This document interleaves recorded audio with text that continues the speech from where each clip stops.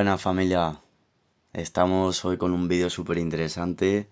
Os va a servir a todos y todas, cada uno, enseñárselo a vuestros padres, madres, hermanos, porque realmente es un vídeo que va a alargar la vida útil de tu coche. Y hoy en día, con los cortos de dinero que vamos, creo que no hay nada mejor que esto. Y encima que los talleres, pues te tardan 4 años en darte cita. Así que evita reparaciones, evita perder el tiempo y sobre todo evita gastar mucho dinero. ¿Cómo lo vamos a hacer? El truco del 1.000.000 de kilómetros. Bueno, hay una serie de pasos, bueno, mejor dicho, medidas preventivas para que el coche no falle y dure más. Sobre todo piezas de alto desgaste del motor.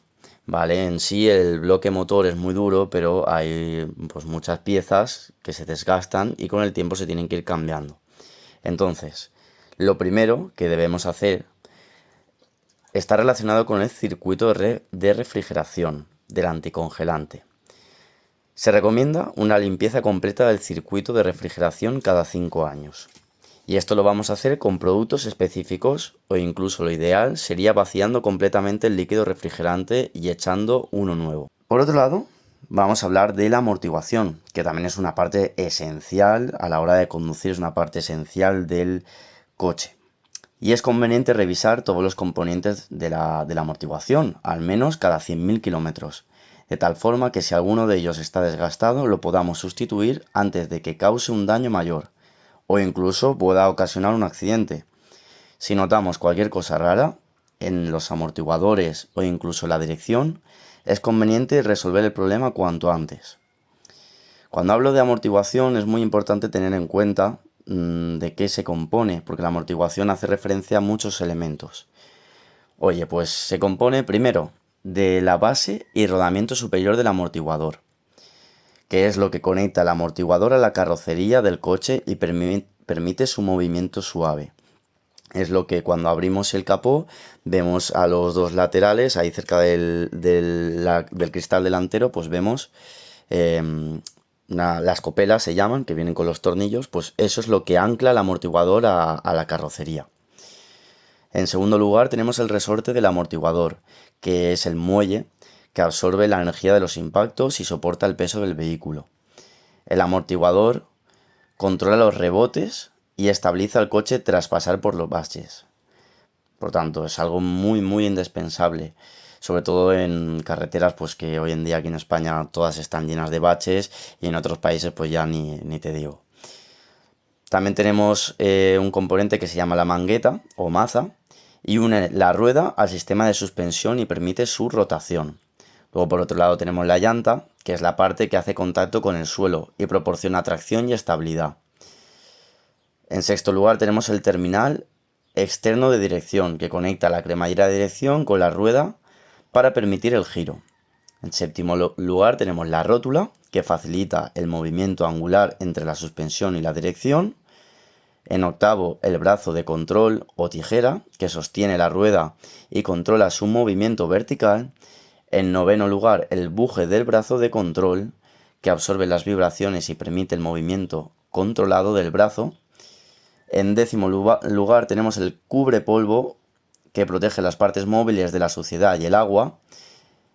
El número 11, la cremallera, transforma el movimiento del volante en movimiento lateral de las ruedas, es decir, cuando mueves el volante, si la cremallera está en mal estado o está rota, tú vas a mover el volante y no se van a mover las ruedas si está completamente destrozada, claro. En cambio, si mueves y escuchas sonidos raros o que el volante no responde como debería o incluso que no vuelve a la posición original, entonces es que la cremallera posiblemente esté en mal estado.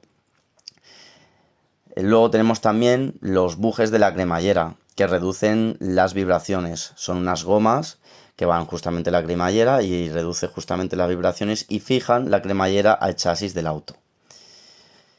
Luego tenemos ya el terminal interno de la dirección, que conecta la cremallera con el terminal externo para transmitir el movimiento.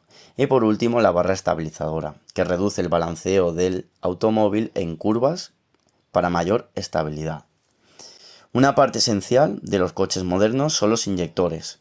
Entonces este es el siguiente paso que debemos revisar. Solamente los inyectores son los encargados de inyectar, o en otras palabras, pulverizar el combustible dentro de la cámara de combustión, y por tanto, si estos elementos fallan, el coche también fallará. Si notáis un aumento en el consumo o que al coche le cuesta más que antes acelerar, sobre todo en pendientes, cuestas y otros lugares donde se le exija, habría que revisar sin duda los inyectores, porque posiblemente alguno de ellos o todos ya estén reclamando ser cambiados o limpiados. Pero ojo, la limpieza debe ser exhaustiva y no la puede hacer cualquier persona. Es por eso que existen empresas especializadas que utilizan ondas ultrasónicas para desincrustar la suciedad más difícil. Y hacen pruebas para comprobar que el chorro de todos los inyectores es igual y es el correcto.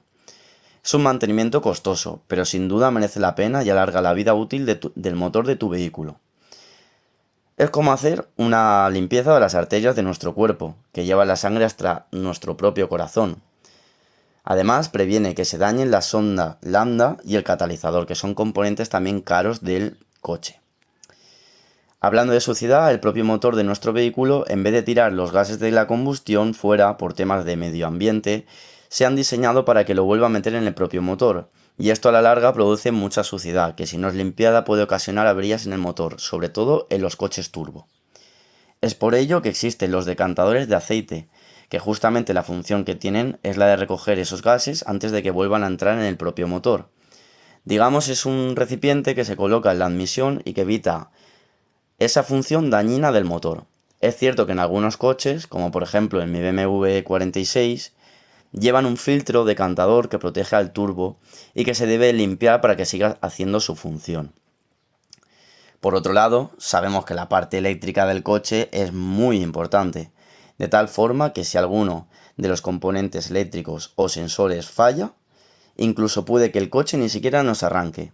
Y por tanto, si en algún momento vas a encender el coche y de repente se enciende algún testigo que no se te había encendido antes o ni siquiera te arranca, pues lo primero que deberías mirar son las tomas a tierra, por si algún cable está pelado o incluso la zona donde se conecta está oxidada. Por tomas a tierra me refiero al negativo de la batería y otros cables conectados al bloque del motor cuya función sea la de tierra.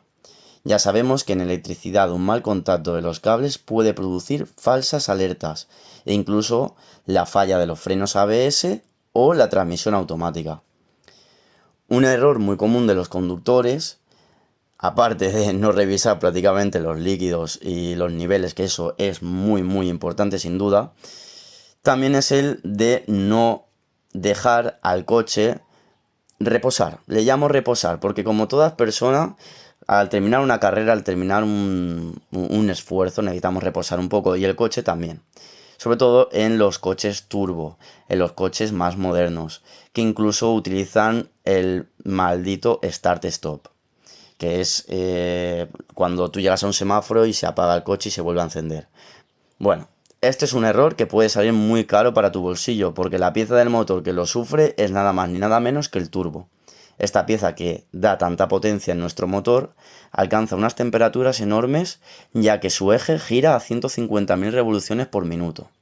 Y es por eso que cuando llegamos a nuestro destino debemos sí o sí dejar que el aceite que lubrica el turbo siga haciéndolo por lo menos un minuto, y así que baje la temperatura y no se formen más masas sólidas dentro del mismo turbo, que descanse un poco. La transmisión también es una parte que está en constante desgaste a la hora de conducir. Y bueno, no le afecta que apagues directamente el coche, pero lo que sí que le afecta es una cosa que te habrán dicho seguro los mecánicos y que si no te lo han dicho, ojo cuando te lo digan, porque es la tremenda farsa de la industria del automóvil, que es que no se cambia ese aceite. Todos los aceites se cambian. Todos los aceites tienen propiedades y todos los aceites las van perdiendo. Por tanto, como os digo, las propias empresas, los propios concesionarios, los propios mecánicos dicen que ese aceite no se cambia, pero no le hagáis caso. El aceite vitalicio no existe. Así que si lo cambias, te aseguro que la vida útil de tu caja de cambios se alargará y podrás evitar problemas costosos o incluso tener que reemplazarla por completo. El aceite de la caja automática debe cambiarse cada 60.000 u 80.000 kilómetros y en las manuales aproximadamente entre los 100.000 y 120.000 kilómetros. ¿Qué os parece? Un montón de cosas que tampoco son tan complicadas realmente. Sí que es cierto que algunas no las puedes hacer tú mismo en casa, pero teniendo un mecánico de confianza, le avisas con un poco de antelación y te lo puedo hacer de una manera muy fácil y a poco coste. Sinceramente, os animo a todos a que cuidéis vuestro coche porque es vuestro método de transporte y cada vez pues se necesita más. Yo creo que haciendo todo esto, creo no, estoy seguro de que lo vais a notar, sobre todo a la larga. No es un cambio que se note en un momento, pero tanto lo hagáis como no lo hagáis, notarlo lo vais a notar, para bien como para mal.